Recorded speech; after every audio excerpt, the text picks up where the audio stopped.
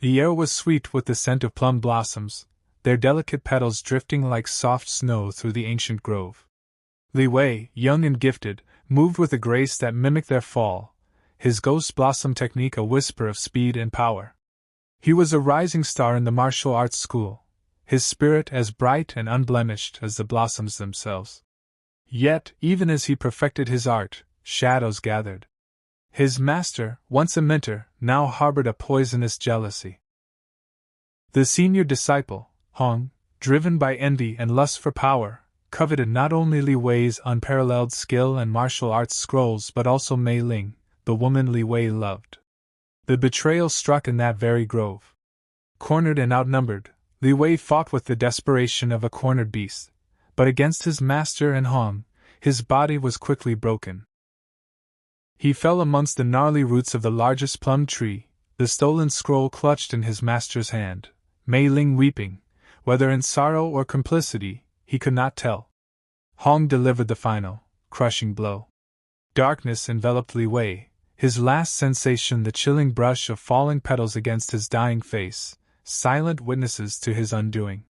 1 year cycled through, bringing the plum blossoms back to their ephemeral glory.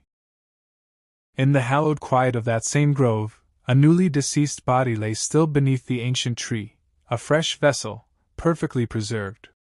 As the first new blossoms unfurled their tender faces to the sun, an ethereal glow pulsed within the inert form's chest. Then, with a sharp, gasping intake of breath, the eyes snapped open.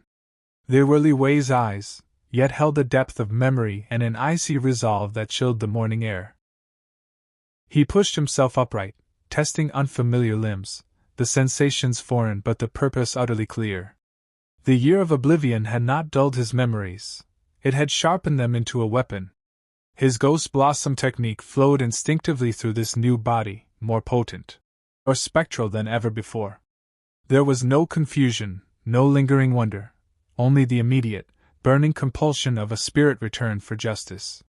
Li Wei, cloaked in his borrowed form, returned to the school.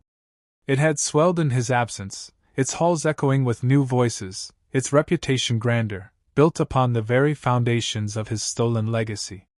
His master and Hong now reigned, lauded as masters, surrounded by fawning disciples. Unseen, unheard, Li Wei moved through the shadows. His first target was a junior disciple who, in that final, dreadful moment, had held Li Wei captive. The confrontation was swift, silent, occurring in the pre-dawn stillness of the training yard. Li Wei's ghost blossom technique, now imbued with a chilling, spiritual precision, was devastatingly effective. The disciple collapsed without a sound, a single, perfect plum petal resting incongruously upon his lifeless chest, a macabre, unmistakable signature. No one suspected murder. The death was attributed to a sudden, fatal illness, or a tragic training accident. Yet, an unsettling quiet settled over the school, a subtle tension that pricked at the edges of their feigned peace. Li Wei continued his relentless, methodical work. He moved with the quiet efficiency of a shadow, targeting those who had benefited from his downfall, those who had turned a convenient blind eye. A revered master, who had shamelessly championed Hong's stolen techniques, suddenly crumpled during a public demonstration. A wealthy merchant, whose coffers had swelled from the profits of Li Wei's pilfered scrolls, met a series of inexplicable accidents that stripped him of his wealth and reputation. Each victim was discovered with that singular, enigmatic plum petal, a silent harbinger of vengeance. Whispers began to ripple through the school. Tales of a vengeful ghost, a silent curse, the ghost blossom of retribution. The master and Hong, once arrogant, now moved with a growing unease, their faces etched with paranoia. They increased security, tightened their guard, but Li Wei was an unseen force, a spirit, striking from within their very midst. His borrowed face, though not his own, grew sharper, more focused with each precise act of retribution. The inevitable confrontation arrived. Li Wei faced Hong in the private meditation garden, bathed in the cold light of the moon. Hong, now a husk of his former arrogance, his face contorted by fear, recognized the spectral presence before him. Their battle was a tempest of martial arts, Hang's desperate ferocity clashing against Li Wei's ethereal grace. Li Wei's ghost blossom technique was not merely physical, it was a spiritual assault, striking at the very core of Hang's being.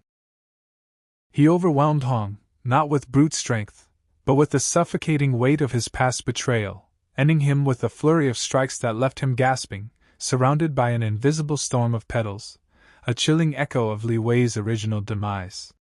Moments later, Li Wei stood before his master. The old master, now utterly broken, sagged under the crushing burden of his sins. There was no need for a battle, no need for words.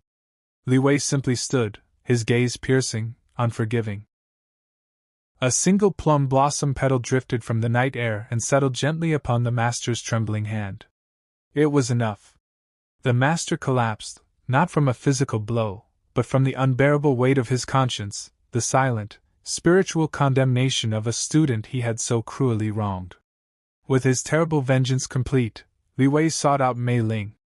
He found her by a quiet stream, her once vibrant beauty now dimmed by sorrow and regret. He approached, his borrowed face holding no anger, only a profound, heartbreaking sadness. He did not speak, but a gesture, a familiar movement, a shared memory only they could possess, revealed his identity. Mei Ling's eyes widened, first with terror, then with an overwhelming, soul-shattering grief.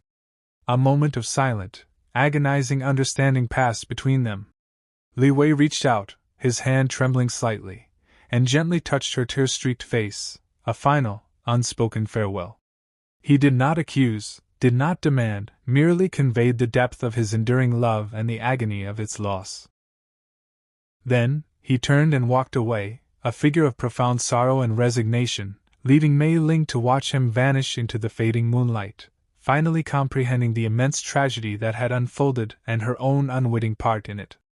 Li Wei returned to the sacred plum grove, its blossoms now at their peak, a fleeting vision of beauty. He stood beneath the ancient tree, the borrowed body he inhabited showing signs of profound spiritual exhaustion, a faint translucence beginning to shimmer at its edges. He gazed at the moon, a single, sorrowful tear tracing a path down his cheek. With a final, deep breath, his form began to dissolve, to dissipate into countless plum blossom petals. They scattered into the gentle evening breeze, carried away, ephemeral and free. Only the memory of Li Wei, the faint, poignant scent of blossoms, and the chilling tale of his return remained.